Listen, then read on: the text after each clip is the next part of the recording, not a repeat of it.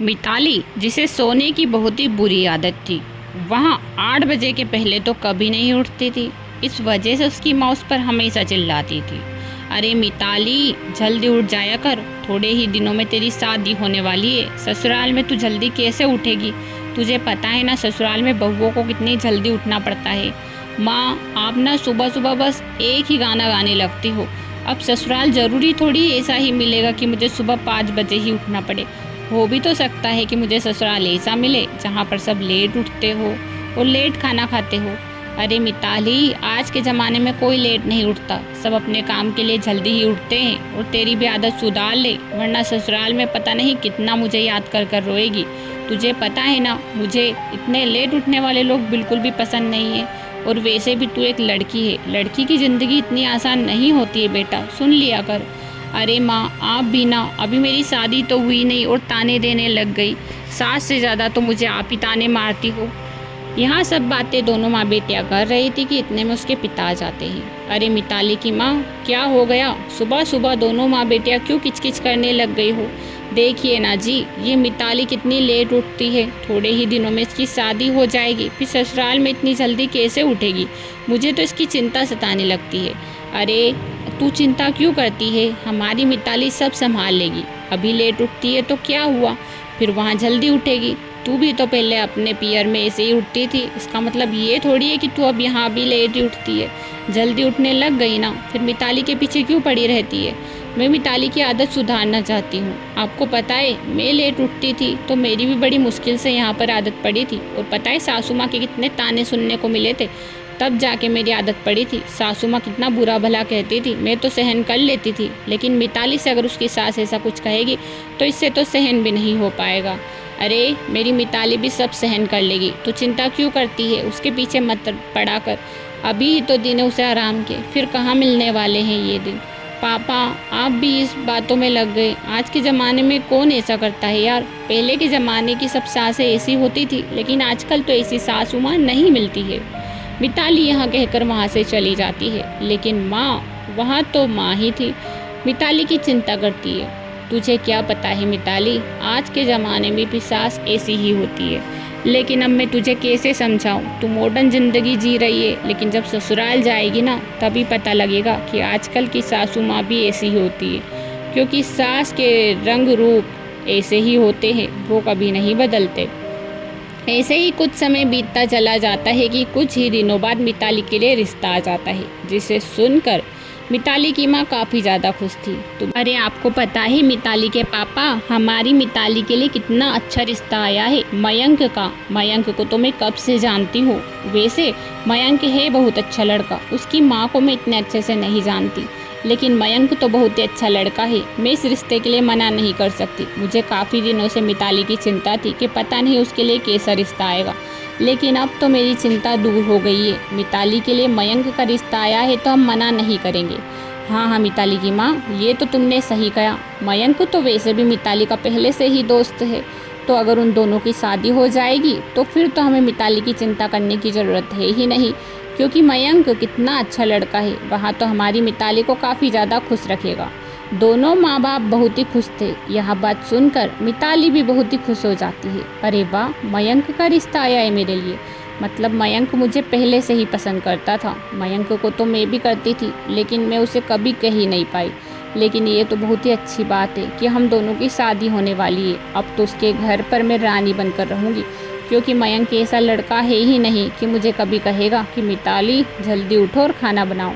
वहाँ तो ऐसा लड़का है कि वहाँ तो खुद ही मेरे लिए खाना बना देगा। मिताली काफ़ी ज़्यादा खुश थी और नए नए सपने बुन रही थी कि उसे मयंक एक ऐसा लड़का मिला है जो उसे सपनों की राजकुमारी की तरह रखेगा। ऐसे ही कुछ समय बीतता है और मयंक की शादी मिताली से हो जाती है और मिताली मयंक के घर पर उसकी पत्नी बनकर आ जाती है। मयंक काफ़ी ज़्यादा खुश था। तुम्हें पता है मिताली, मैं बहुत ही खुश नसीब हूँ तो जो तुम जैसी पत्नी मुझे मिली है। मेरा कब से सपना था कि मुझे अगर कोई बीवी मिलेगी तो तुम्हारी जैसी, लेकिन देखो ना, भगवान जी ने मेरी सुन ही ली, तुम्हें ही मेरे घर पर भेज दिया। हाँ मयंक, मैं पसंद तो तुम्हें पहले से ही करती थी, लेकिन मैंने तुमसे कभी कहा ही नहीं था। मुझे लगा कि शायद तुम्हें कोई और लड़की पसंद होगी, इसीलिए। नहीं नहीं मिताली, मुझे तो तुम कब से पसंद थी। लेकिन पता नहीं माँ को कब भाग गई तो माँ ने तुम्हारे लिए रिश्ता भेज दिया। मुझे तो विश्वास ही नहीं हो रहा है कि हम दोनों एक दूसरे को पसंद करते थे और बिना घर वाले हमें जाने हमारा रिश्ता पक्का कर दिया और हमारी शादी हो गई। ये तो एक सपने से कम नहीं है। दोनों एक दूसरे से शादी करके काफ़ी ज़्यादा खुश थे। आज मिताली की पहली रसोई थी, लेकिन उसे काफ़ी ज़्यादा चिंता सता रही थी कि इतने में सास आ जाती है। अरे मिताली बहू, अभी तक तैयार नहीं हुई क्या? आज तो तेरी पहली रसोई है और तू इतनी लेट उठी है। तुझे पता है हमारे घर का रिवाज है कि हम 4 बजे से उठकर खाना बनाते हैं और अगर कोई 4 बजे से उठकर खाना नहीं बनाता तो हमारा नियम भंग हो जाता है। बेटा आज तो कोई बात नहीं, लेकिन कल से 4 बजे से उठकर खाना बनाना। तुझे पता है ना हमारे घर पर यही रिवाज है, इसीलिए। यहाँ बात सुनकर तो मिताली के जैसे होश ही उड़ जाते हैं। वहाँ मन ही मन सोचती है, हे भगवान, 4 बजे से मैं तो ज़िंदगी में कभी 4 बजे नहीं उठी और अब मुझे 4 बजे उठना पड़ेगा। मैं कैसे उठूँगी? मुझे तो काफ़ी ज़्यादा चिंता सता रही है। बेचारी मिताली काफ़ी ज़्यादा परेशान थी। वहाँ किचन में जाती है और आज उसकी पहली रसोई थी। वहाँ तरह तरह के पकवान तो बनाती है, लेकिन उसके दिमाग में सिर्फ एक ही बात चल रही थी, आज तो मेरी पहली रसोई है, लेकिन कल मैं 4 बजे से खाना कैसे बनाऊंगी? मुझे तो कुछ समझ ही नहीं आ रहा। मिताली आज दिन भर यही चिंता करती है कि कल सुबह उसकी सुबह पता नहीं कैसे होगी, क्योंकि 4 बजे वह आज तक नहीं उठी थी। वह रात को अपने पति से कहती है, मयंक जी, आपके घर में ये कैसा रिवाज है? कल सुबह मुझे 4 बजे उठकर खाना बनाना पड़ेगा। ये कौन सा रिवाज है? मैंने तो आज तक ऐसा कोई रिवाज ही नहीं देखा कहीं पर भी। 4 बजे से भला कौन खाना खाता है? अरे माँ का रिवाज है। माँ से पहले दादी भी यही करती थी। जब माँ आई तो दादी ने उन्हें सिखाया। दादी पहले से ही माँ से कहती थी कि इस घर में यही रिवाज चलता आ रहा है, अब माँ भी यही चला रही है और अगर कोई ऐसा नहीं करता तो माँ को वहाँ पसंद नहीं है। तुम्हें पता है, जब माँ खाना नहीं बनाती कहीं जाती है तो मैं खुद भी 4 बजे उठकर खाना बनाता हूँ। यही हमारे घर का नियम है। लेकिन मयंक जी, ये कैसा रिवाज है? मुझे समझ ही नहीं आ रहा। आखिर 4 बजे से तो हमारा खाना ठंडा हो जाता है, फिर आप लेट उठकर ही खाते होंगे ना, तो 4 बजे उठकर खाना बनाने से फ़ायदा ही क्या है?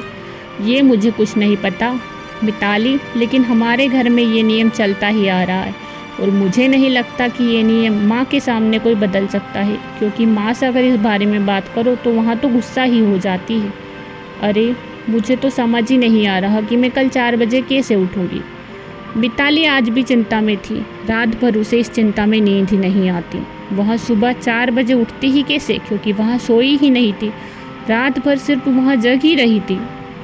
4 बजे से वह किचन में जाती है और खाना बना देती है। यहाँ देखकर उसकी सास बहुत ही खुश हो जाती है और कहती है, अरे वाह बहू, तू तो 4 बजे से उठ गई और खाना बना दिया। मुझे तो यकीन ही नहीं हो रहा। मुझे तो लग रहा था कि मुझे ही तुझे जल्दी उठाना पड़ेगा, वरना तू उठेगी ही नहीं।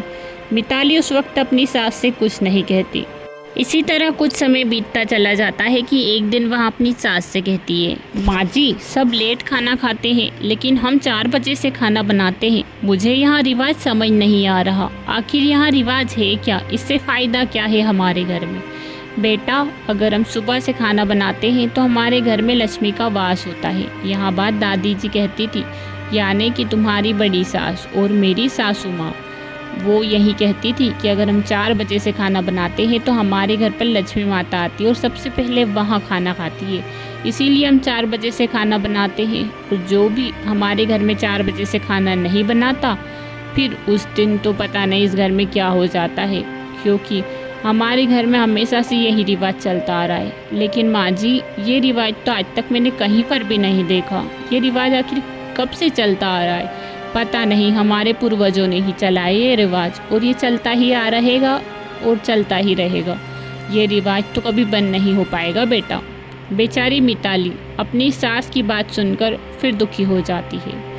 वहाँ मन ही मन सोचती है, अगर ऐसा ही चलता रहा तो पता नहीं मैं तो बीमार ही हो जाऊंगी, मेरी हालत भी पता नहीं क्या हो जाएगी। वह अपने पति से कहती है, आज रात भर मुझे नींद नहीं आई, क्योंकि मुझे चिंता सता रही थी कि कहीं मेरी 4 बजे नींद नहीं खुली तो माँ जी मुझसे गुस्सा हो जाएगी। अगर मयंक ऐसा ही चलता रहा तो मैं तो बीमार ही हो जाऊंगी। मैं क्या करूं, मुझे तो कुछ समझ ही नहीं आ रहा। अरे मिताली, तुम सो जाया करो, 4 बजे की अलार्म भर लो और 4 बजे उठ जाना। अब इसका मतलब ये थोड़ी है कि तुम सोवो ही मत रात भर। ऐसा कुछ नहीं होता, 4 बजे मैं भी उठता हूँ, लेकिन रात में सो जाओ जल्दी और 4 बजे से उठाओ। इसमें कौन सी चिंता सता रही है तुम्हें? मयंक, तुम्हें नहीं पता, मैं हमेशा 8 बजे ही उठी हूँ, 8 बजे के पहले कभी नहीं उठी हूँ। मैंने कितनी ही कोशिश कर ली, मैंने अलार्म भर ली, सब कोशिश कर ली, लेकिन अगर मैं एक बार सो जाती हूँ तो मेरी नींद फिर 8 बजे ही खुलती है। पहले दिन भी मेरे साथ ऐसा ही हुआ था ना, और माँ जी ने मुझसे कहा था कि तुम 4 बजे से उठना।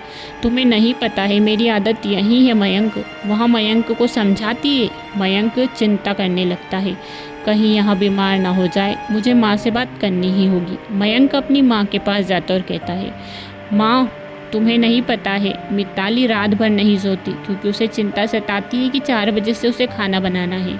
माँ, ये रिवाज अगर बंद हो जाएगा ना तो अच्छा ही रहेगा हमारे लिए भी, हम भी गर्मा गर्म रोटियाँ खा लिया करेंगे। ये रिवाज अच्छा नहीं है माँ, हमारे हिसाब से ये रिवाज तुम्हें बंद कर देना चाहिए। अरे मयंक, ये तू क्या कह रहा है? बहू के आते ही तेरे भी नखरे शुरू हो गए ना? बहू ने ही तुझे सिखाया होगा। ऐसा कुछ नहीं होता, बहू सोती भी है, तू सब बहाने बना रहा है, मुझे सब पता है। बहू ने ही तेरे कान भरे होंगे। अब क्या था, मयंक की माँ मयंक की एक बात भी नहीं सुनती। वह उसे समझाने की लाख कोशिश करता है, लेकिन वहाँ कहाँ सुनने वाली थी। बेचारी मिताली हमेशा यही करती थी, रात को वहाँ सो भी नहीं पाती थी क्योंकि उसे चिंता सताती थी कि 4 बजे से उसे खाना बनाना है। अब मिताली को सोए कई दिन हो गए थे, वहाँ रात रात भर जगने लगती है। हे भगवान, अब तो मेरी हालत ही ख़राब हो रही है। मैं कितने दिनों से नहीं सोई हूँ, दिन में भी नहीं सोती और रात में भी नहीं सोती। पता नहीं अब मेरा क्या होगा।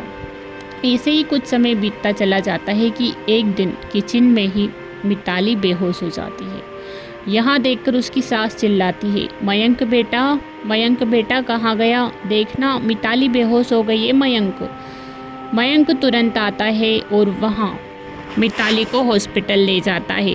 डॉक्टर उससे कहते हैं, मिताली की तबीयत बहुत ही ज़्यादा ख़राब है, नींद की कमी की वजह से वहाँ बेहोश हुई है क्योंकि उसने कई दिनों तक नींद नहीं ली है, इसी वजह से उसकी हालत यहाँ है। वहाँ 2 या 4 दिन के पहले ठीक नहीं हो पाएगी। जब यह बात मयंक की माँ सुनती है तो उसे भी अब तो चिंता सताने लगती है। पता नहीं मयंक बेटा अब क्या होगा, मिताली 3-4 दिनों बाद ही सही हो पाएगी। माँ, ये सब आपकी वजह से ही हुआ है, मैंने कहा था ना आपसे कि आप ऐसा मत करो। मिताली चिंता की वजह से सो ही नहीं पा रही थी क्योंकि उसे चिंता थी कि उसे 4 बजे से खाना बनाना है और इसीलिए उसकी यहाँ हालत हो गई। मैंने आपसे कहा था तो आपको गलत लगा था, लेकिन यहाँ सही है, मैंने खुद ने देखा है। मिताली इतने दिनों से बिल्कुल भी नहीं सो रही है, वहाँ सिर्फ एक ही चिंता करती है कि उसे सुबह उठना है और 4 बजे से खाना बनाना है। यहाँ बात सुनकर मिताली की सास को अपनी गलती का एहसास होता है और वह कहती है, मुझे माफ़ कर दे बेटा, ये पुराने रिवाज की वजह से ही मैंने अपनी बहू की यहाँ हालत कर दी। मैंने अपने बेटे तक को नहीं समझा और मैंने गलत समझा, इसलिए मुझे माफ़ कर दे। आज के बाद से मैं ऐसा कभी नहीं करूँगी। और हाँ, मिताली से कह देना अब उसे जल्दी उठने की कोई ज़रूरत नहीं है। अब हमारे घर पर जब वहाँ खाना बनाएगी तभी खा लेंगे, कोई ज़रूरत नहीं है कि वहाँ जल्दी उठे और जल्दी खाना बनाएं। यहाँ बात सुनकर मयंक खुश हो जाता है। ऐसे ही कुछ समय बीतता चला जाता है और मिताली सही होकर घर आ जाती है। तभी मयंक उससे कहता है, तुम्हें पता है तुम्हारे लिए एक खुशखबरी है। यहाँ बात सुनकर मिताली खुश हो जाती है। क्या खुशखबरी है जी? इतने दिनों बाद मैं कोई खुशखबरी सुन रही हूँ, जल्दी बता दीजिए। माँ अब बिल्कुल बदल चुकी है, वहाँ तुमसे कभी नहीं कहेगी कि तुम 4 बजे उठकर खाना बनाओ, क्योंकि तुम्हारी हालत ख़राब हो गई थी ना, इसलिए उन्हें भी बहुत ही बुरा लगा। वो तुमसे बहुत ही प्यार करती है, लेकिन वहाँ पुराने रिवाज को ज़िंदा रखने के लिए ऐसा करती थी। लेकिन अब तुम बिल्कुल भी चिंता मत करो, तुम्हें जल्दी उठने की कोई ज़रूरत नहीं है और खाना बनाने की कोई ज़रूरत नहीं है। अब माँ ने मना कर दिया है, अब माँ यही चाहती है कि जब तुम चाहो तब खाना बना सकती। यहाँ बात सुनकर मिताली खुश हो जाती है और फिर वहाँ अपनी सास के पास जाती है। माँ जी, अब आपको चिंता करने की कोई ज़रूरत नहीं है, मैं इस घर के नियम को बिल्कुल नहीं तोड़ूंगी।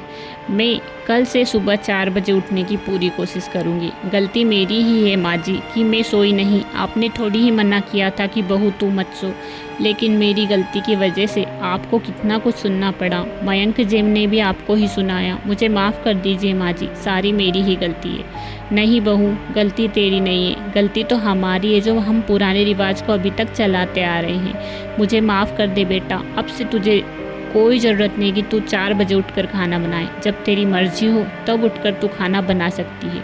मुझे कोई दिक्कत नहीं है बेटा, मैं सच कह रही हूँ। अब मेरी भी सोच बिल्कुल बदल चुकी है। पुराने रिवाज को मैं ही बढ़ावा दे रही थी, जो कि बिल्कुल गलत रिवाज है। लक्ष्मी माता अगर बहू खुश होती है तो वैसे ही खुश हो जाती है। आज के बाद से तू जल्दी नहीं उठेगी, जब तेरा मन होगा तभी उठेगी। यहाँ बात सुनकर मिताली खुश हो जाती है। अब वहाँ सुबह जल्दी नहीं उठती थी, बल्कि उसके हिसाब से उठ। मीना की जल्द ही शादी होने वाली थी, लेकिन उसे खाना बनाना नहीं आता था। इस वजह से उसकी माँ उससे सुबह सुबह कहती है, मीना जल्द ही तेरी शादी होने वाली है और तुझे खाना बनाना नहीं आता। ससुराल में क्या बना कर देगी जब तेरी पहली रसोई रहेगी।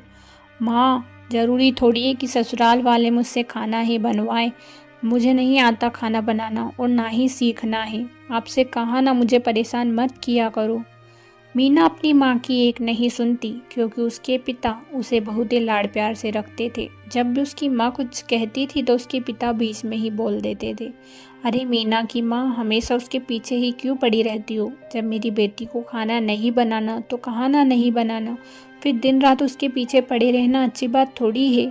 आप ना बस इसकी तरफदारी ही करते रहो। जब ससुराल जाएगी ना तो हमारा नाम बदनाम करेगी। वहाँ पर क्या बना कर देगी, पता नहीं कैसी फैमिली मिलने वाली है, क्योंकि जल्दी ही हम इसकी शादी करने वाले हैं। इसकी उम्र हो चली है अब। माँ, ज़रूरी थोड़ी है कि मुझे जॉइंट फैमिली ही मिलेगी, और अगर जॉइंट फैमिली मिली भी तो ज़रूरी थोड़ी है कि वो मुझसे खाना ही पकवाएंगे। हो भी तो सकता है कि वहाँ के हो भी तो सकता है कि वो मुझसे खाना ना बनवाए। बेटा, ससुराल में तो खाना बनाना ही पड़ता है, चाहे कैसा भी ससुराल हो, लेकिन खाना तो हम औरतों की जिम्मेदारी ही होती है। माँ, पहले का ज़माना कुछ और था और अब का ज़माना कुछ और है। मुझे नहीं लगता कि मेरे ससुराल वाले मुझसे खाना बनवाएंगे। मीना का यही सपना था कि वहाँ ससुराल में कभी खाना नहीं बनाएगी, लेकिन किस्मत को शायद कुछ और ही मंजूर था। ऐसे ही कुछ समय बीतता चला जाता है कि मीना की शादी हो जाती है, वो भी एक जॉइंट फैमिली में। मीना काफ़ी ज़्यादा परेशान थी, क्योंकि आज उसकी पहली रसोई थी। मीना सुबह सुबह उठती और कहती है, हे भगवान, आज तो मेरी पहली रसोई है। माँ ने कहा था कि खाना बनाना सीख ले, और मैंने खाना बनाना सीखा भी नहीं। कल रात को ही सासू माँ ने कहा था कि बहू जल्दी उठना, क्योंकि कल तेरी पहली रसोई है। अब तो मुझे कुछ बनाना भी नहीं आता। अब मैं क्या करूँगी, मुझे तो कोई रास्ता भी नज़र नहीं आ रहा। मीना की सास आती और कहती है, मीना बहू, आज तेरी पहली रसोई है। पहली रसोई में तो हमारे लिए क्या बनाने वाली है। माँ जी, आप जो भी कहोगी वहाँ बना दूँगी। क्या खाना है आपको। बहू, आज तो तू खीर बना देना, और खीर के साथ पूड़ी सब्जी भी बना लेना। आज तेरी पहली रसोई है, सारे घर वाले पहली बात तेरे हाथ से खाना खाएंगे। और हाँ, तुझे शगुन भी तो देने वाले हैं। मुझे पता है कि मेरी बहू सर्वगुण संपन्न है, इसलिए खाना तो अच्छा बना ही देगी। अब मीना की सास को क्या पता था कि मीना को खाना पकाना नहीं आता। बेचारी मीना ज़बरदस्ती किचन में जाती और मन ही मन सोचती है, हे भगवान, अब क्या करूं, मुझे तो खाना बनाना भी नहीं आता। माँ से ही पूछती हूँ कि अब क्या करूं। हेलो माँ, यहाँ पर बड़ी ही मुसीबत हो गई है। वो क्या है ना, आपने सही कहा था, मैंने खाना बनाना नहीं सीखा और आज मेरी पहली रसोई है। मैं सासू माँ से कह भी नहीं पाई कि मुझे खाना बनाना नहीं आता। अब मैं क्या करूँ माँ, मुझे कोई रास्ता बताओ ना। मैंने तो तुझसे पहले ही कह दिया था कि तू खाना बनाना सीख ले, लेकिन तू ही थी कि खाना बनाना नहीं सीखा। अब भुगत। मुझे पता था कि ससुराल में खाना बनाना ही पड़ता है, चाहे कैसे भी हो ससुराल। चल एक काम कर, अब तू ऑनलाइन ही ऑर्डर कर ले और जल्दी खाना बनाना सीख लेना, जब तक ससुराल वालों को पता ना लगे। लेकिन माँ, यहाँ पर तो सभी लोग हैं, खाना कैसे ऑर्डर करूँ। बेटा, चली जा रूम में और खाना ऑर्डर कर दे। तुझे तो पता ही आजकल ऑनलाइन कितनी जल्दी खाना आ जाता है। सारे घर वालों को किसी बहाने से अंदर भेज देना और तू खाना मंगवा लेना, जिससे तेरा काम हो जाएगा और तेरी तारीफ भी हो जाएगी और तेरी पहली रसोई भी नहीं बिगड़ेगी। हाँ माँ, आपका आइडिया तो बिल्कुल सही है, जिससे कि मेरा काम भी हो जाएगा और मेरी पहली रसोई भी नहीं बिगड़ेगी।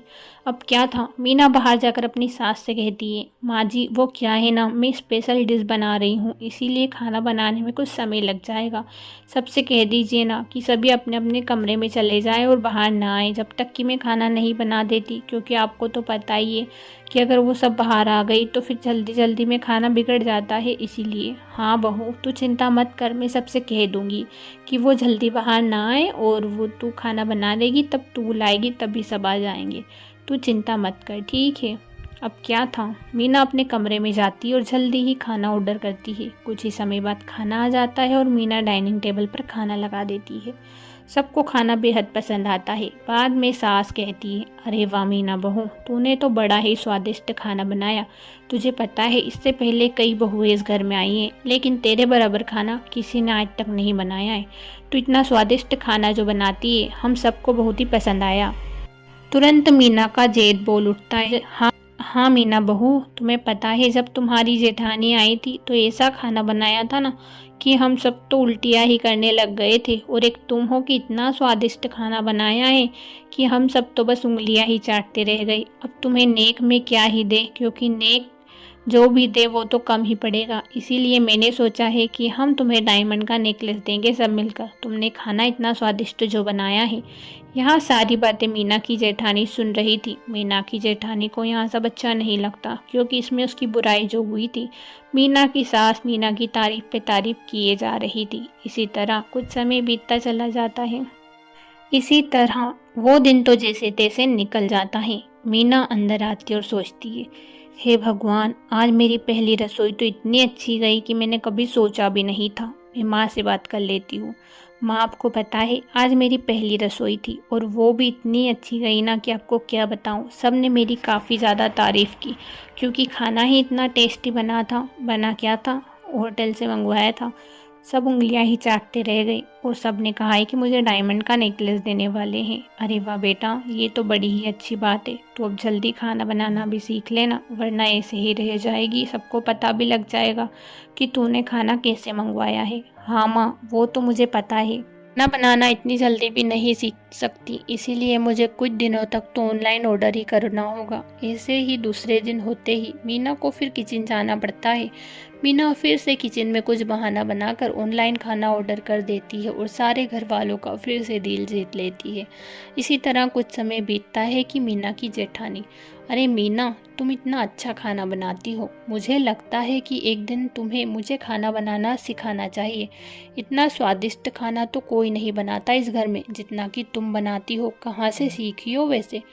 वो भाभी, क्या है ना, ये सब खाना बनाना मेरी माँ ने सिखाया है। मेरी माँ है ना एक कुक थी और उन्हें बहुत ही टेस्टी खाना बनाना आता है। उनके हाथों के खाने में जादू होता है। इसी तरह उन्होंने मुझे सिखा दिया तो मेरे हाथों में भी जादू होने लगा। हाँ, ये बात तो है।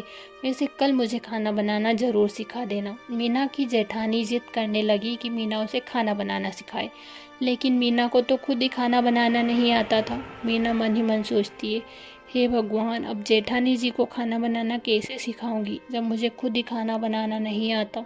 अब मैं क्या करूंगी। दूसरे दिन होते ही जेठानी आती है। मीना, तुम मुझे खाना बनाना सिखाओ ना, मुझे खाना बनाना सीखना है। तुम कितना स्वादिष्ट खाना बनाती हो ना। वो दीदी, क्या है ना, आज मेरे सिर में दर्द है, इसीलिए मैं सोच रही हूँ कि आज का खाना आप ही बना दो और कल मैं आपको खाना बनाना सिखा दूंगी। यहाँ बहाना बनाकर मीना वहाँ से चली जाती है। लेकिन मीना की जेठानी को दाल में कुछ काला नजर आता है। जरूर मीना मुझसे कुछ छिपा रही है। अभी तो यहाँ किचन में आई थी और थोड़ी ही देर में इसे सिर में दर्द होने लगा। कुछ तो गड़बड़ जरूर है। इसी तरह दूसरे दिन होते ही मीना की जेठानी मीना पे निगरानी रखती है। मीना किचन में जाती है और खाना ऑर्डर करती है और खाना लेती है। यहाँ सब मीना की जेठानी देख रही। अच्छा, तो ये है इसका हाथ का जादू। मीना बहू हम सबको ऐसे ही उल्लू बना रही है और सब पागल बन रहे हैं। यहाँ तो ऑनलाइन खाना ऑर्डर करती है और सबको खिलाती है। अब घर वालों को इसकी सच्चाई तो बतानी ही होगी। अब क्या था, मीना की जेठानी सारे घर वालों को सच्चाई बता देती है। यह सच्चाई जानकर मीना की सास उससे कहती है, मीना बहू, तुझे झूठ बोलने की क्या ज़रूरत थी? जब तुझे खाना बनाना नहीं आता था तो तू कह भी तो सकती थी ना। हम सबको झूठ बोलने की ज़रूरत क्या थी तुझे? इतना झूठ क्यों बोला तूने? वो क्या है ना माँ जी, मेरी माँ तो हमेशा मुझसे कहती थी कि खाना बनाना सीख ले, लेकिन मैंने ही नहीं सीखा और मैं नहीं चाहती थी कि मेरी पहली रसोई बिगड़ जाए। पहली रसोई में आप सब ने कहा था, आप सबको मुझसे उम्मीद थी कि मैं अच्छा खाना बनाऊं, इसीलिए मुझे लगा कि ऑनलाइन खाना ही ऑर्डर कर देना अच्छा है। अगर मैंने आप सबसे कहा कि मुझे खाना नहीं बनाना आता तो आप सबका दिल टूट जाएगा, इसीलिए मैंने ऑनलाइन खाना मंगवा लिया। और ऑनलाइन खाना आपको इतना अच्छा लगा कि आप सब ने उस दिन भी मेरी काफ़ी ज़्यादा तारीफ़ की। मैंने सोचा था कि मैं सच बता दूंगी, लेकिन उस दिन भी मैं सच नहीं बता पाई क्योंकि आप सब ने इतनी तारीफ़ कर दी थी कि फिर मेरा मन ही नहीं कहा कि मैं सच बता दूं। लेकिन माँ जी, सच में मैंने सोच ही लिया था कि अब तो मैं खाना बनाना सीख ही लूँगी। आप मेरी माँ से भी पूछ लेना, कभी मैंने उनसे नहीं कहा कि मैं खाना बनाना सीखूँगी, लेकिन जब आप लोगों ने इतना प्यार दिया तो मैंने खुद ने ही सोच लिया था कि मैं खाना बनाना ज़रूर सीखूँगी एक ना एक दिन। माँ जी, प्लीज़ आप मुझे खाना बनाना सिखा दीजिए ना, और मुझे माफ़ भी कर दीजिए क्योंकि आप लोगों का मैंने इतना दिल जो दुखाया।